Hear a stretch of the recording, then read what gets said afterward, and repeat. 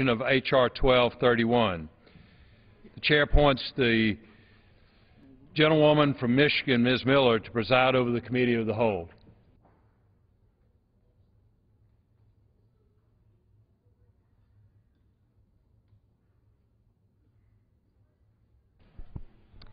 The House is in the Committee of the Whole House on the State of the Union for the consideration of H.R. 1231, which the clerk will report by title. A bill to amend the Outer Continental Shelf Lands Act to require that each 5-year offshore oil and gas leasing program offer leasing in the areas with the most prospective oil and gas resources to establish a domestic oil and natural gas production goal and for other purposes. Pursuant to the rule, the bill is considered read the first time. The gentleman from Alaska, Mr. Young, and the gentleman from Massachusetts, Mr. Markey, will each control 30 minutes. And the Chair now recognizes the gentleman from Alaska. Madam Speaker, Madam Chairman, I ask the United States to revive and expend. Without objection. Madam Chairman, the Americans suffering from $4 a gas today, $5 a gas next month, must feel like they're experiencing a sense of deja vu. It was just 3 short years ago in 2008 when gasoline prices reached a record high of $4.11 a gallon. Those high prices cut deep into the pockets of Americans that summer and generated enough public outcry to force Congress to act. That fall, a Democrat-controlled Congress and a Republican president took bipartisan action to lift the offshore drilling ban that had been in place for decades. This monumental step opened up all the Atlantic and Pacific coast to new offshore energy production. 3 years later, most Americans would likely be shocked to learn that no energy development has happened in these new areas, and they're actually once again been placed off limits. The progress that was made in 2008 by lifting the drilling moratorium has been completely reversed by the Obama administration. The President says he wants to win the future, but his policies are taking us back to the past. Now American families and businesses are once again facing $4 gasoline, as I said, $5 by the 1st of June, and we're no further ahead in expanding America's energy production than we were 3 years ago. That's outrageous and unacceptable. The House has already passed 2 bills to increase offshore energy production, to create jobs and lower prices. Today we'll vote on a 3rd offshore drilling bill, H.R. 1231, in order to reverse the moratorium that President Obama has single-handedly placed on new offshore drilling. This bill requires that administrations to move forward with offshore lease sales in areas containing the most natural oil and natural gas. For the years 2012 and 2017, lease plans being written by the Obama administration, this would include areas containing at least 2.5 billion barrels of oil or 7.5 trillion cubic feet of gas. Based on the government's own estimates of our oil and natural resources, this would open up some areas of the North and Central Atlantic coast, the Southern California coast, and offshore Alaska. Even in the face of raising gasoline prices, the President wants to drill nowhere new. This bill says let's move forward with leasing and drilling in those areas where we know America has real and significant resources. In contrast to the President's drill nowhere new plan, this is a drill smart plan. This bill requires the Secretary to set specific production goals for the next 5 years.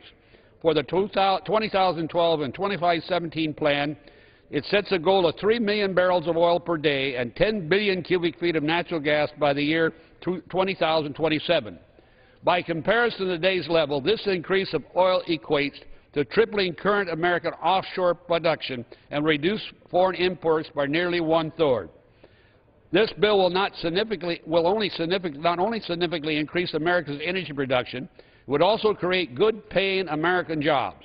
Economist Dr. Joseph Mason testified that this bill would create 250,000 jobs short-term and 1.2 million jobs long-term. This bill will also generate hundreds of millions in new revenue to help strengthen our economy and pay down the national debt. According to the Congressional Budget Office, this bill will generate over $800 million in revenue over the next 10 years. Recent polls show that the majority of Americans, Republicans, Democrats, and Independents all support increased offshore drilling. They recognize that our national economic security should not be left in the hands of Iran-led OPEC and expanding American energy production that will translate into more jobs and more revenue and lower gasoline prices. Madam Chairman, The Obama administration are trying to lead us into a supposedly new era of time without understanding the importance of fossil fuels. It is the largest tax on every family. Approximately $1,100, Mr. and Mrs. America, you're paying to the Obama administration in taxes because of high cost of oil, high cost of gas to you. It's time America steps up and becomes independent from those that have been selling us oil for the past 25 years. It's just not this president. This has been going on for a while. But next year we're going to send $400 billion overseas to the countries that do not like us, that do not create one American job. Not anything for America. Send the money over and buy foreign oil. I watched the president say this down in Brazil. We want to be your partner. You're developing new oil fields, and we want to buy your gasoline. So, Mr. and Mrs. America, keep in mind, we have the fossil fuels. We have the opportunity. It's time when we open the offshore for development for the good state of America, and I reserve the balance of my time. Gentleman from Alaska reserves the balance of his time. The gentleman from Massachusetts is recognized. I yield myself 5 minutes. Gentleman is recognized.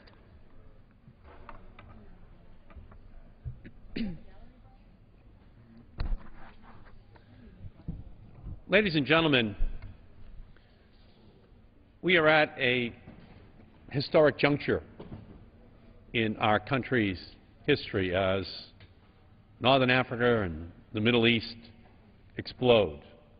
And what we have, of course, is a real instability in the oil marketplace. And we have to do something that fundamentally responds to that challenge. In the first 3 quarters of this year, as a result, the first 3 months, rather, of this year, ExxonMobil reported that it made $10 billion off of the American consumer in January, February, and March of this year. Shell reported that they had made $8 billion. BP reported that they had made $7 billion. So what are these companies asking for? These companies are now asking that we open up the beaches of California to drill for oil. We open up the beaches of Florida to drill for oil. We open up the beaches of New Jersey and New England to drill for oil. Now, I will tell you right now, in most of those places, actually all of those places, the only oil the people who live near those beaches want is the suntan oil that they use when they're out on those beaches. They don't want oil coming in the way it did in the Gulf of Mexico. And why are they concerned? They're concerned because the oil companies exercising their power, and right now those oil companies are centered down in the Gulf of Mexico. Those companies have exercised their power to block any new safety reforms from being put in place in order to protect against another catastrophic spill. So the temerity of these oil companies is that they're coming out here today and they're saying no safety, no lessons learned from what happened in the Gulf of Mexico, just devastating the beaches of the Gulf. Now we want permission to drill off of the California coast, the Florida coast, the New England coast, the New Jersey coast, without any new safety. And by the way, although we've made a fortune just in the last 3 months with the skyrocketing prices that people who travel here to Washington, they've been coming down, you know, all of the highways towards our country, watching towards our capital, watching the price of gasoline go up even as they're traveling, heading up to $4 and some places $5 a gallon. They're saying that the Congress shouldn't take away their tax breaks. Don't even touch those tax breaks. Yeah, you know, the oil companies are saying cut Medicare for grandma. That's what the oil companies, ExxonMobil, Shell, they're advocating for cutting Medicare for grandma, to take that money and to give it to the oil companies as tax breaks to put on top, kind of like a cherry on top of the sundae, to put it on top of all these profits that they're making off of the American consumer. That's what they're trying to do. And that's what this debate is all about. And so what we're saying as Democrats is we're saying let's implement the safety recommendations to make sure that the drilling doesn't endanger the beaches off of the East Coast and the West Coast the way they did in the Gulf of Mexico. The oil companies are coming in here with the Republicans as their advocates saying, don't worry about it. Yes, we're going to block any safety measures from being put on the books, but that's our prerogative because we have the votes here. The Republicans are going to make sure that the votes are there to block any safety. We want to keep the tax breaks. The Republicans say fine. We don't want any new safety regulations. The Republicans say fine. By the way, we don't even like the idea that there's competition from wind and solar, so we would like to ask you, as the Republican majority, to cut the solar and wind budget by 70%, and they did it. Believe it or not, it's 2011.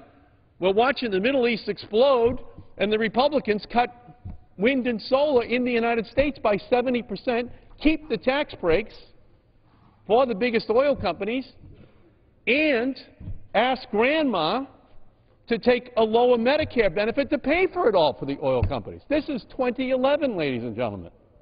This is a message that is so dangerous for our country.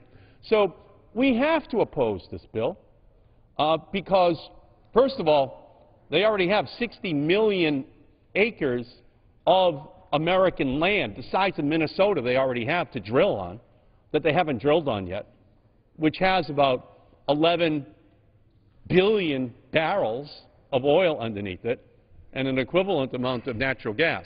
So vote no on this Republican bill. It's just a giveaway to ExxonMobil and Shell, and they're the last people in the world that right now Time's need expired. a handout. The gentleman from Alaska.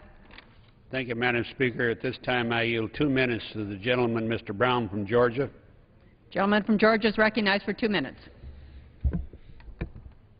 Madam Chairman, as record high gas prices are causing American families to suffer in their daily routines, like buying groceries at the grocery store, driving to work each morning, it is inexcusable that this liberal administration continues to turn its back on the problem. Just last month, Americans spent around $368 on average just to fill their tanks, about the same amount the family would spend on groceries for 2 weeks.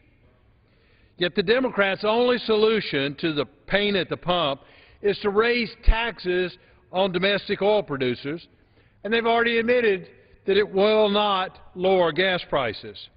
I fully support H.R. 1231, a real proposal which would lift the President's ban on offshore drilling and get the ball rolling on domestic energy production. I urge my Democrat colleagues to pass this bill because both our cars and our economy should be running on American resources, not on their empty promises. Pass this bill to create American jobs and a strong American economy. I yield back. Gentleman from Georgia yields back. The gentleman from Massachusetts. I yield 2 minutes to the gentleman from New Jersey, Mr. Pascrell. Gentleman from New Jersey is recognized for 2 minutes. Speaker, thank you, Chairman. Mr. Speaker, Madam Speaker, I rise today in strong opposition to the rule and the underlying bill. Look, we have preserved millions of acres in Alaska, my good friend. We want to preserve the shores of New Jersey.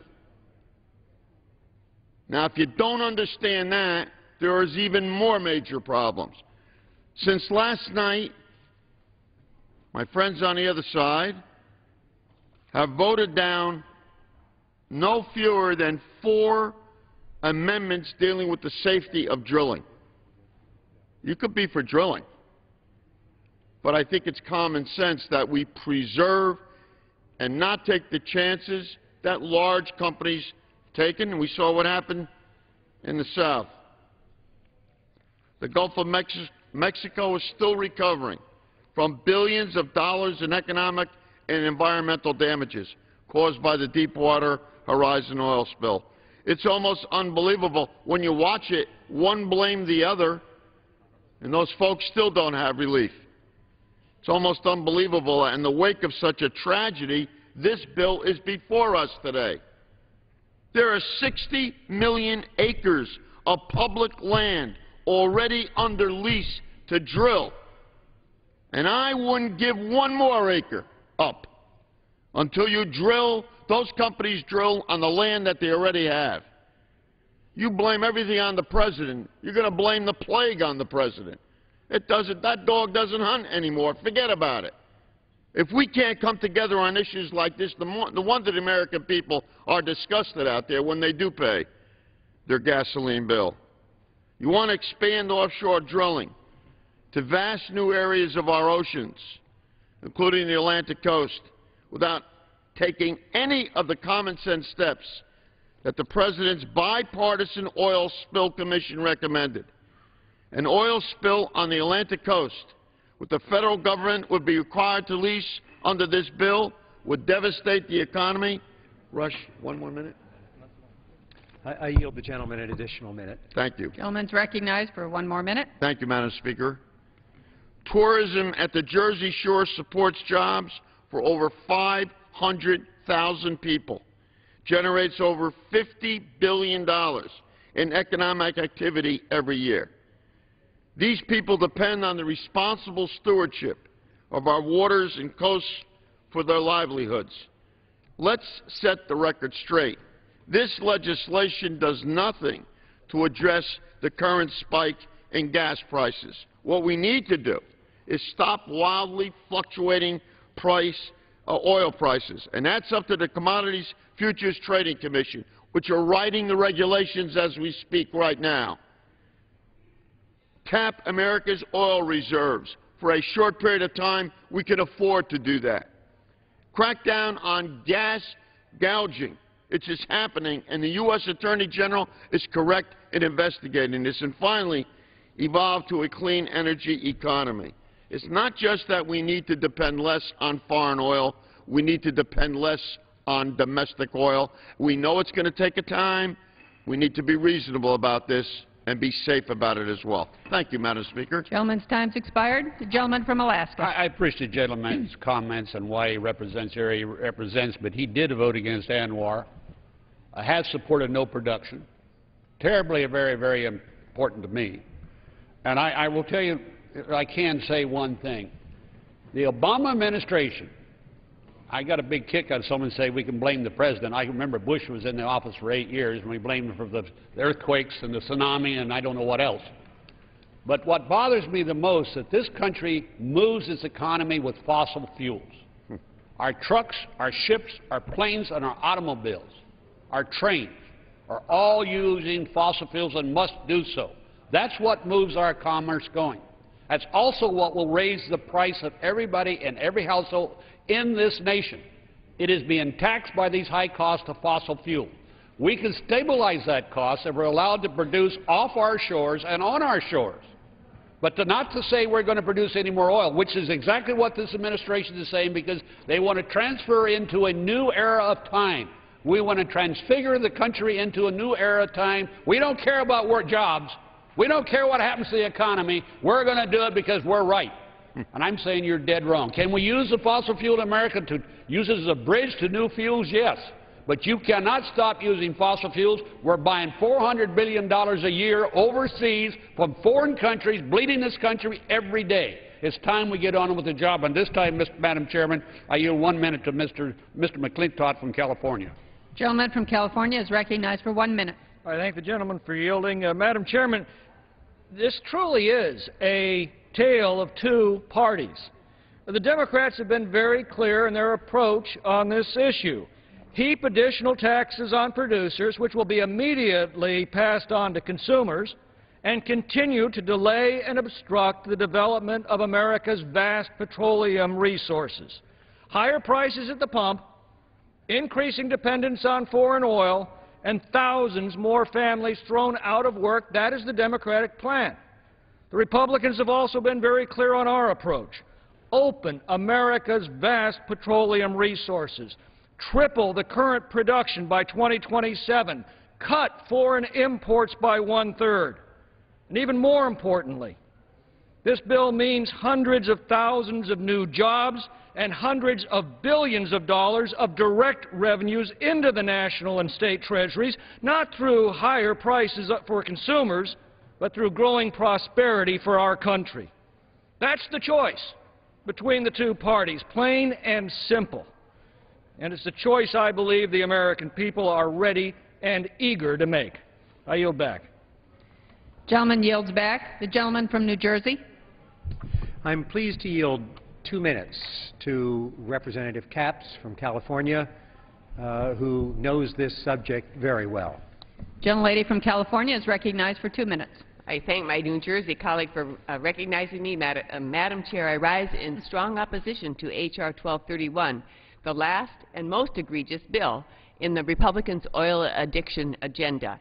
It's unconscionable that we're voting today to expand offshore drilling even before stronger safeguards can be put in place, to mandate new leasing off the economically important coastlines of Southern California, Alaska, and the entire eastern seaboard each time these waters are open to drilling. And it's cynical to claim that more drilling will relieve high gas prices. More drilling only means more profits for the oil industry, not lower costs at the pump. We all know oil companies hardly need a boost right now. They're receiving billions of dollars in taxpayer subsidies and reaping record profits. On top of that, the oil industry is already drilling more than ever before.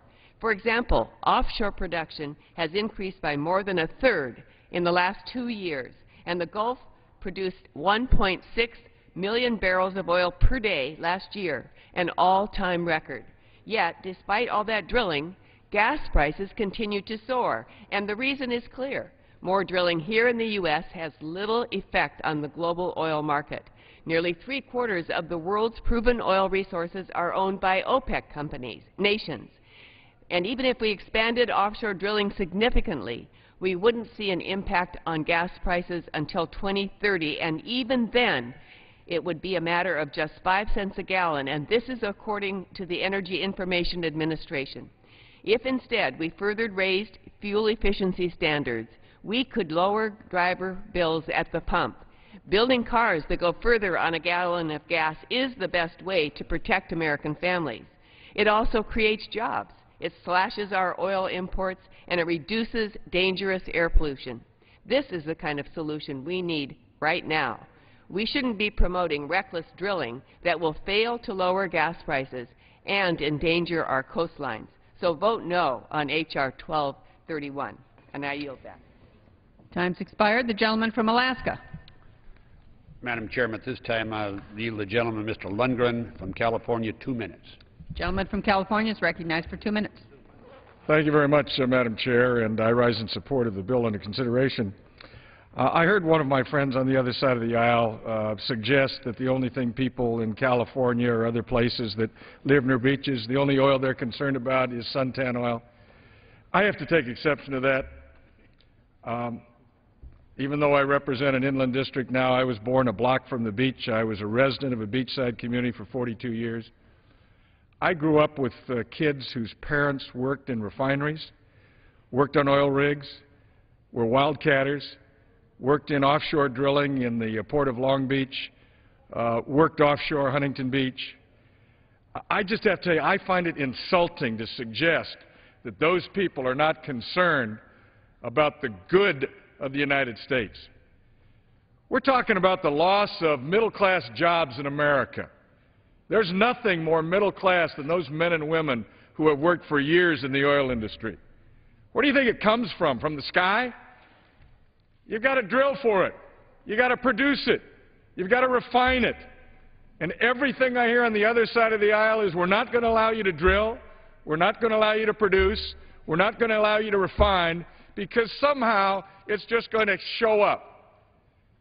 We watched the President of the United States, supported by the members on the other side of the aisle, journey to Brazil and laud their efforts to use American technology to explore and drill and maximize their recovery of their resources. He lauded them for it. He thanked them for it. He applauded them for it. And then he turned around and said, and we want to be your biggest customer. In other words, he promised that we would pay a foreign entity for a resource that we need. I'm absolutely convinced that my friends on the other side of the aisle will oppose any notion that we can have any offshore drilling unless we make Brazil the 51st state. That's how absurd it is. And I just have to say, Madam Chair, as someone who grew up with family members who grew up with people whose families worked in this industry and did not consider it a dirty industry, considered it an all-American industry. How far have we come that now we denigrate it from top to bottom? And we also hear from the other side, well, you know, it won't have any impact because it takes 5 to 10 years to develop it. Well, I heard that on this floor 32 years ago. I heard that on this floor 27 years ago. I heard that on this floor 22 years ago. I heard that on this floor 5 years ago. And it is correct. My friends, now, we don't drill 5 years from now. We don't drill 10 years from now. We are harming ourselves. It's time to stop the harm. Gentleman's time's expired. The gentleman from New Jersey. Madam Chair, here we go again, considering legislation that is written as if the largest oil spill in U.S. waters did not occur. This is the third of the amnesia acts that we've seen offered in the last week. I say to my friend from California, no one is saying that we oppose this bill because we shouldn't drill ever, but let's be smart. H.R. 1231 would force the Interior Department to open up vast swaths of the American coastline to drilling, including California and all of the mid and North Atlantic. It's incomprehensible that the majority would take such a reckless, radical step before we even know the full cost of the Gulf spill. Let's be smart. This bill in particular represents something worse than the pre-spill mentality. It represents an alternative reality. Facts evidently don't matter. Never mind the fact that 1 year ago, 11 workers died in the Deepwater Horizon oil rig explosion. Never mind that about 60 died over the last decade. Never mind the fact that prior to the Gulf spill, offshore drilling in U.S. waters was 4 times more deadly than drilling of the same operations, the same kinds of operations by the same companies elsewhere in the world, even in the inhospitable territory of the North Sea. Never mind the fact that the Gulf of Mexico workforce suffered 1,550 injuries, 948 fires over the last decade. Never mind that Congress has not enacted a single piece of legislation to improve the safety of offshore drilling. Never mind the fact that there were 79 reported losses of well control in the Gulf between 1996 and 2009. Never mind the fact that a single blowout caused more than 4 billion barrels of oil to spew from the Macondo well for 87 days, coating 1,000 miles of coastline, closing over 88 square miles of some of the nation's most productive fisheries. Never mind the fact that the independent Energy Information Administration has concluded that unlimited access to U.S. offshore resources would have zero effect on gas prices over the next decade and might have an effect of pennies after that. Never mind that U.S. oil production will remain above the 2009 pre-Gulf spill levels through 2035 as calculated by the Department of the Interior without the proposed acceleration in leasing and drilling. Never mind that the United States cannot drill our way to lower pump prices when we possess about 2% of the world's oil reserves. About 2% of the world's oil reserves. We are not dominant in this field. Oh, yes, we have some of the best companies and certainly the most profitable. But we consume 25% of the world's oil while we have about 2% of the world's oil reserves. Prices are determined by OPEC, with fluctuations above that basic price determined by speculation on the commodities market.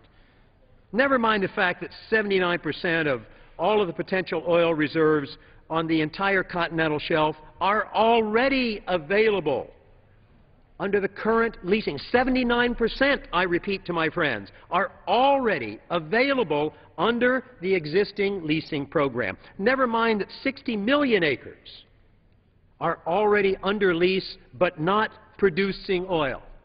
That's onshore and offshore.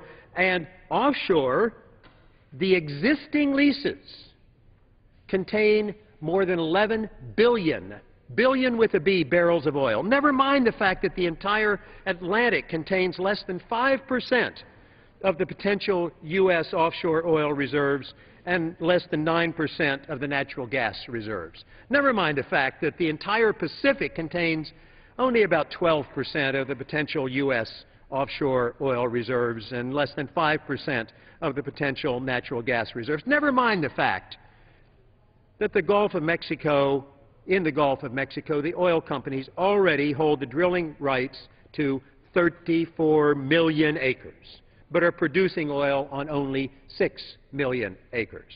Never mind the fact that the 28 million non-producing acres of the Gulf have more natural gas and about as much oil as you would ever get total from drilling up and down the east and west coasts. Never mind, my friends, the fact that from 2005 to 2009, big oil used less than 10% of their profits to explore for oil, while they used between 60 and 90% of their profits to pay dividends and buy back stock. This is, these are behaving like financial industries, not energy industries. Never mind the fact that the majority refuses to end the $4 billion, actually it's more like $8 billion in tax breaks for oil companies, at the very time that the top 5 oil companies took home over $32 billion in profits in just the last 3 months. Never mind the fact that when the top 4 oil companies took home $485 billion in profits during the 5 years from 2005 to 2009, they still reduced their combined American workforce by 10,200 employees. And my friends here are talking about jobs? When these companies make profits of nearly $500 billion, they lay off more than 10,000 workers? What kind of reality are they living in? Never mind the fact that the Gulf of Mexico tourism and fishing industries employ 5 times as many people as the oil industry. 5 times as many. Never mind the fact that the annual value of coastal tourism and fishing in the U.S. exceeds that of oil and gas extraction by tens of billions of dollars. Never mind the fact that this bill before us is one more unjustified giveaway to big oil. Never mind all of those facts. Ignore the spill, drill, baby, drill. No, thank you. I prefer to live in the real world, where facts matter, and where this bill could have devastating real-world consequences. I urge my colleagues, remember the spill, vote down this bill. I reserve the balance of my time. Gentleman reserves. The gentleman from Alaska.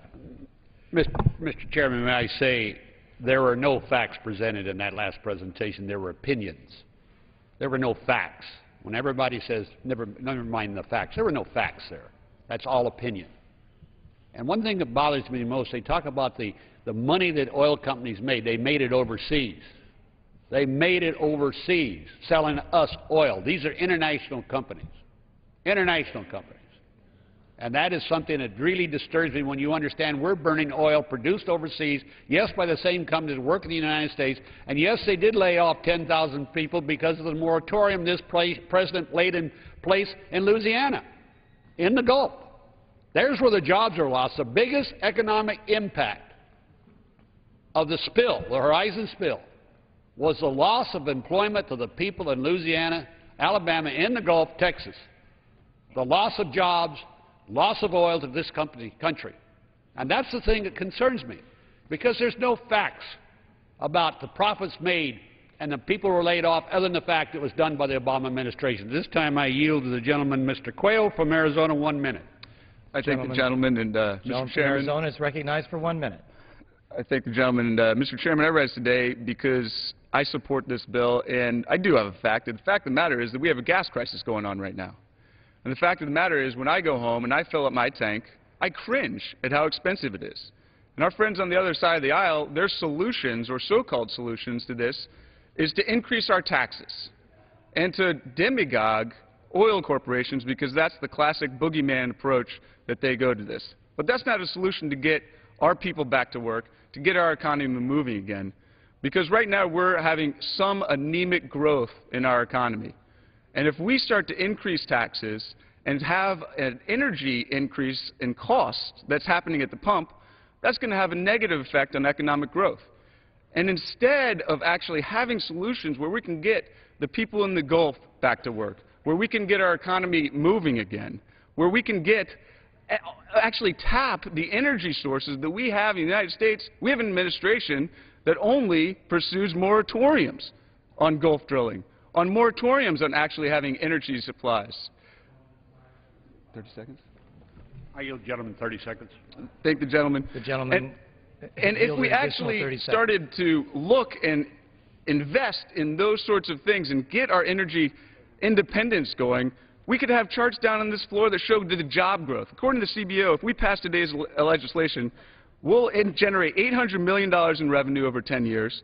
And combined with the energy initiatives from the House passed last week, these three bills would create an estimated 250,000 jobs in the short term and 2.2 million jobs over the long term. So I urge my colleagues to support this bill and get our economy and our American people back to work. Gentleman's time has expired. The gentleman from New Jersey. May I ask the remaining time? Gentleman from New Jersey has 12.5 minutes. And the gentleman from Alaska has 16.5 minutes. I reserve the balance of my time. Gentleman from New Jersey reserves. The gentleman from Alaska.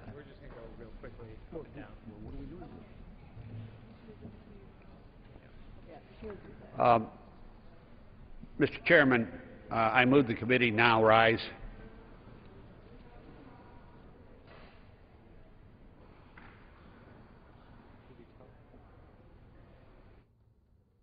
Oh, it's happening? The question is on the motion. All those in favor say aye. Those opposed, no.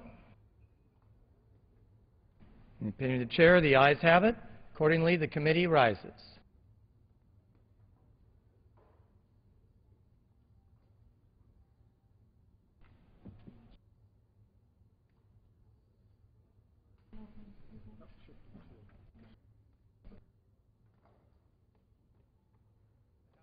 Order, Mr. Chairman.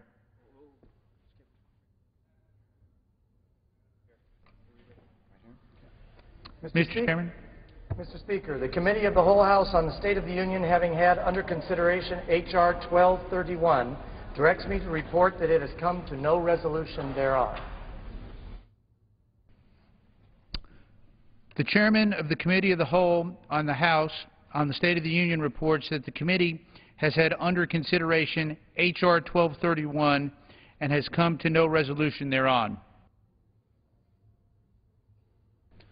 For what purpose does the gentlelady from North Carolina seek recognition? Mr. Speaker, I send to the House a privileged report from the Committee on Rules for filing under the rule. The clerk will report the title of the resolution.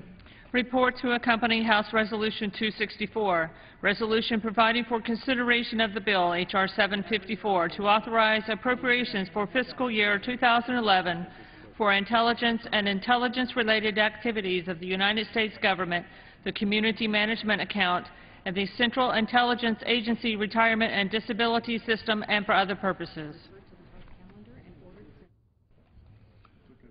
Referred to the House calendar and ordered printed.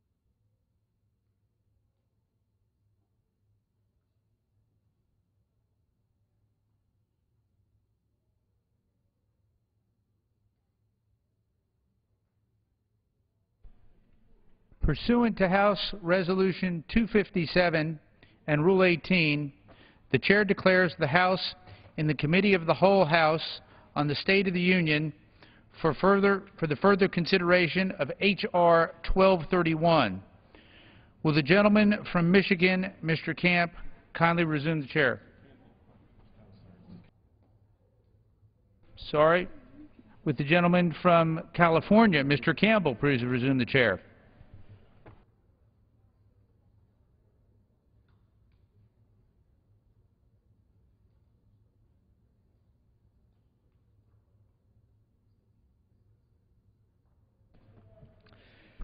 The House is in the Committee of the Whole House on the State of the Union for further consideration of the bill, H.R. 1231, which the clerk will report by title.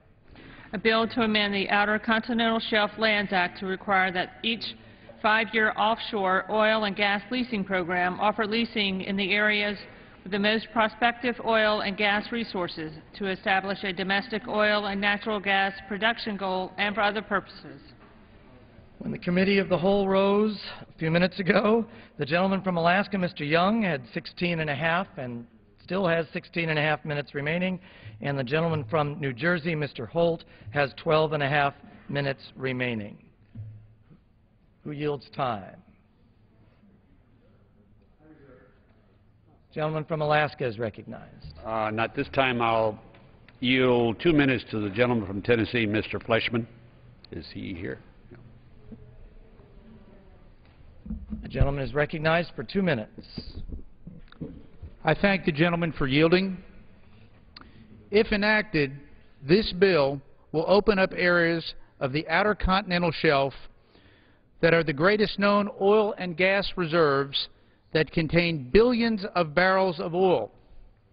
With resources like these, it's a wonder that we continue to rely on other countries for most of our energy. While the administration is encouraging other countries to produce oil, Americans are unable to access large areas of our own energy supply here. H.R. 1231 will hold the administration accountable by setting production goals to make sure that we provide enough energy for our country while reducing the dependence on foreign oil.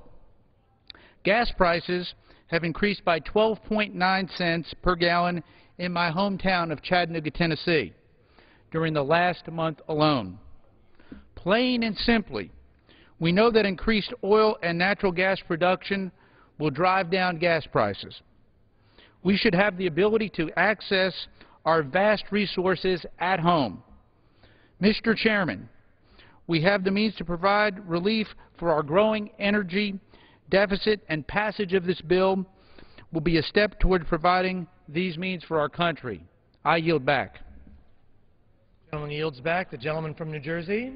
Continue to reserve. Gentleman continues to reserve. The gentleman from Alaska. This time, Mr. Chairman, I yield 2 minutes to Mr. Berg from North Dakota. Is that right? That's right. All Thank right. you. The gentleman from North Dakota is recognized for 2 minutes. Thank you, Mr. Chairman. You know, my home state of North Dakota is rich in natural resources, and we've seen tremendous economic opportunity from the Bakken field. Through Empower North Dakota, we were able to adopt a long-term energy plan in our state. It encouraged new energy development, and it created high-paying, high-quality jobs in the energy industry. In fact, today our unemployment rate is the lowest in the nation. We can have the same success on the national level. But to do so, we need a long-term, common-sense plan that's a national energy policy that must work to increase America's energy production, lower gas prices, and ultimately break our dependence on foreign oil. American families and small businesses are hurting. Gas prices are over $4 a gallon. Energy bills are hindering business growth. And national unemployment remains a very high 9%. There is enormous potential in the Gulf for energy development that can help turn our country's problems around. Our addiction to foreign energy is not sustainable. It threatens our national security. It's time to invest our resources that we have here in the United States. We need to lower energy costs and get Americans back to work. As a member of the House Energy Action Team and a proud North Dakotan, I'm committed working hard towards a national, long-term energy policy. Let's pass this bill and get the Gulf back to work and break our dependence on foreign oil. Thank you, and I yield the remainder of my time. The gentleman yields back. The gentleman from New Jersey. I thank the chair. The majority, the sponsors of this bill, say that we need it because supply is dwindling and gasoline prices are climbing and employment is terrible. Well, I'll grant they've got a point on a couple of items here, but it has nothing to do with this legislation. They bring forward a bill to help the oil supply when it is a fact, I say to my colleague, that 79% of all of the potential oil reserves, as calculated by the nonpartisan prospectors on the whole continental shelf, are already under the current leasing program. 60 million acres, and this is indisputable, 60 million acres offshore are under existing lease and contain 11.5 billion barrels. So this hurry up and drill legislation is certainly not necessary for that. As for employment, you know, I said it before, I'll say it again. It is a fact.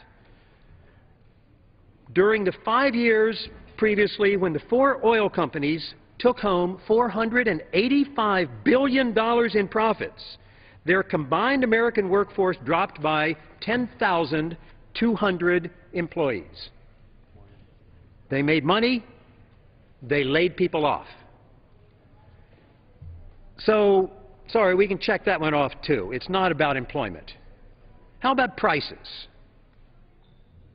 This year's leases have nothing to do with this year's price at the gas pump or next year's. In fact, not for 20 years.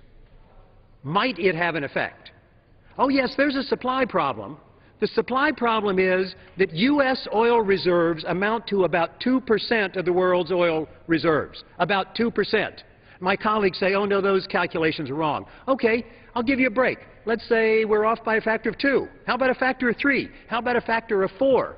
We would still be one of the largest oil, one of the smallest oil supplies of the oil-producing countries. So this is not about that. The prices are determined right now at the pump largely by speculation. According to the Commodities Futures Trading Commission, speculators increased their energy future contracts, their positions, by 64% over the last couple of years, totaling more than 1 million contracts. They are trading in each day far more paper barrels than barrels of oil are ever delivered. It's speculation pure and simple. Speculators have moved from holding 30% of the open interest in the commodity markets to 70%. And you wonder why the prices at the pump are so high. Even Goldman Sachs says that speculation is responsible for tens of dollars of the $100, many tens of dollars of the $100 a barrel that is now the world price for oil. You know, going back a decade, the majority voted to exempt all energy derivatives from CFTC regulations. And then when the Dodd-Frank financial reform bill came along, they opposed the enactment to give the CFTC the power to regulate energy derivatives. They voted to slash the CFTC's budget as part of H.R. 1.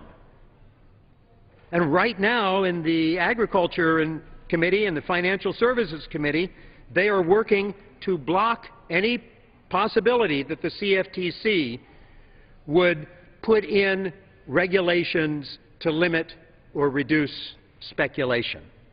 So if If my colleagues want to do something to deal with the high gas prices, I will give them a list of things to do. It is not this bill. We do not need to cut corners. We do not need to deem that inadequate applications for leasing are adequate. We do not need to deem that environmental impact statements that are clearly inadequate are adequate.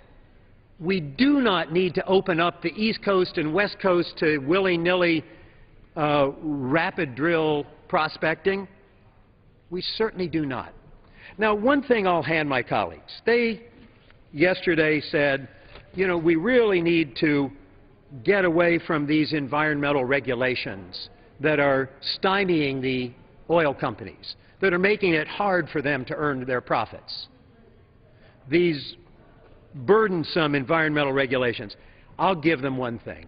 You know, these regulations, the environmental impact statement that was prepared for the drilling in the Gulf of Mexico this year that they want to extend on into the future, that has in it a plan for dealing with walruses, because they think that's a really good environmental impact statement that's based on the real-world facts. You know, you're right. In the Macondo well, in the blowout of the Deepwater Horizon, we didn't lose a single walrus's life. I reserve the balance of my time. The gentleman from New Jersey reserves. The gentleman from Alaska. Mr. Chairman, I reserve the right to close, and if he has other speakers, let him have to speak, or he can close right now. The gentleman from Alaska reserves. He does have the right to close. The gentleman from New Jersey. I thank the chair. I just repeat, let's live in the real world. Let's deal with the facts. Facts matter. And this bill can have devastating consequences for workers, for those who deal in, those who have to travel by car and buy gasoline, and for those who earn their living fishing and dealing with tourism in the Gulf and in New Mexico and in California. Let's not pass another Amnesia Act. Let's not ignore the spill and drill, baby, drill. I yield back. The gentleman from New Jersey yields back.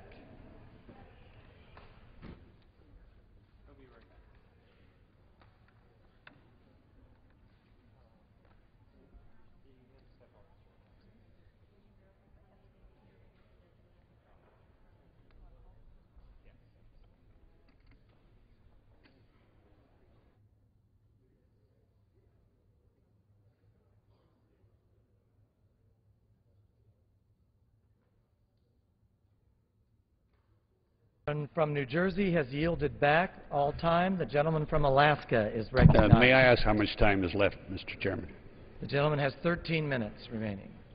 Mr. Chairman, I urge the passage of this legislation.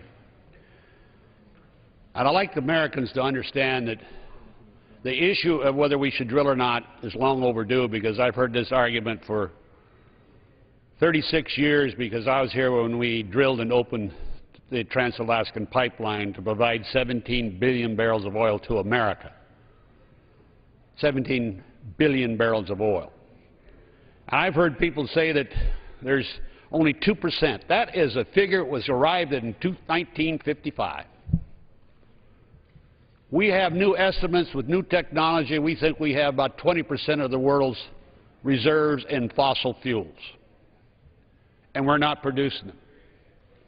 I've heard the argument this wouldn't change the price of gasoline. It's not quick enough. I've heard that 25 years ago. We need to produce so we have a stable supply of domestic fossil fuels so other countries and speculators don't take advantage.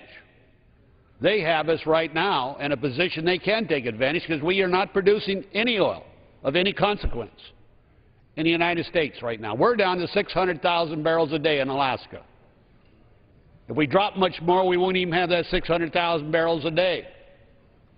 Yet we have in Alaska, in the Chukchi Sea,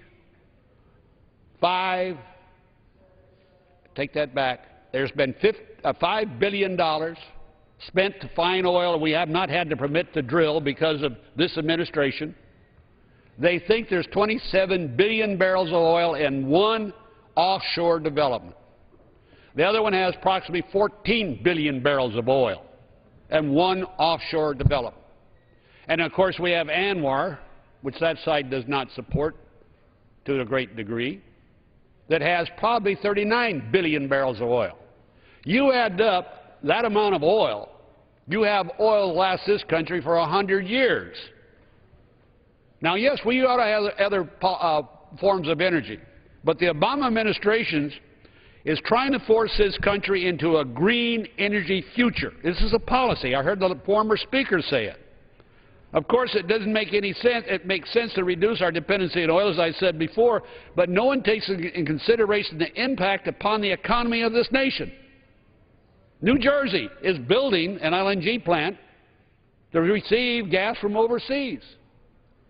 That's well and good, buying foreign gas, when we have trillions of feet of gas in the United States of America.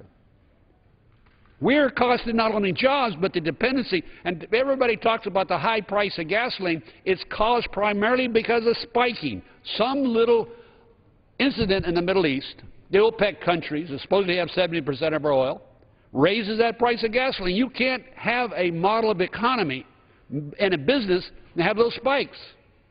If the price was $5 across the board, if we knew it was going to be $5 across the board for the next 40 years, you could build your economy on that. But we have gas at $5 a gallon now, the 1st of June, and it may go, whoop, to $6 in August. It may be down a little bit. We need to stabilize, and only we can do this. But this administration is trying to convert America into their green technology. Technology of wind. Technology of let's say, solar.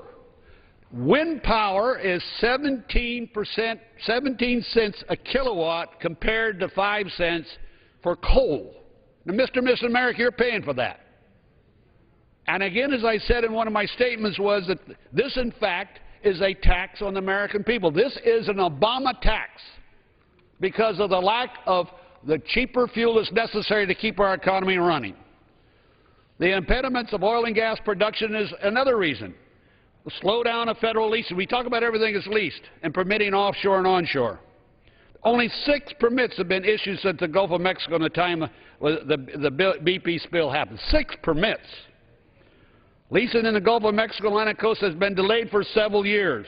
Offshore permitting has oil and gas has been slowed down to a real slow crawl. America, I keep telling you, you are being taxed by an administration that does not understand the necessity for fossil fuels for our economy. The movement of product, the receiving of product, and the shipping of product. The deliverance of people, the deliverance of supplies by air, ship, train, plane, and automobile and truck. That's what makes this country great. And here we sit with a group that says, oh, we're going to save the environment. I'm all for that. But you don't have an energy policy, and you can't have it without fossil fuels. Anybody says they're going to have one without fossil fuels is not even thinking about fuels, not even thinking about energy. You can't do it with wind power. We might get a little wind power if we put a propeller on the top of this Capitol, collect all the hot air that comes out of here most of the time. That might work. But we're not going to do it with solar power. You need all the forms of energy, and this administration so far has not promoted anything but the 2 most expensive, wind and solar. We need our fossil fuels. We need to make sure the agencies under this administration make sure that we develop our energies, or we cannot go anywhere. And if they can't do it, then it's up to this Congress. This Congress, this bill, this legislation, the 2 previous bills are a step forward, a necessary step for this nation. We need to keep going to employ Americans and quit buying foreign oil. You talk about being hooked on dope. That's what we are. We are hooked on foreign oil. And yet we have people that say we can't develop our own oil. We can't develop our own resources. It will hurt somebody. Somebody will be harmed, and we can't do it. That's not true. We can do it. In the Gulf, there was 41,000 wells drilled without a spill. And they had one spill, and everybody thinks the world came to an end. It was bad, yes. Do we learn from it? Yes, as we did in Exxon Valdez. We learned from that, and we will improve upon that. But not to let them drill, not let them produce that oil, not let them help America out, not employ Americans, that is dead wrong. So I urge my colleagues to pass this legislation, reject the amendments that are going to be offered. They are not the amendments they should be. At this time, I yield back the balance of my time. The gentleman from Alaska yields back his time. All time for general debate has expired.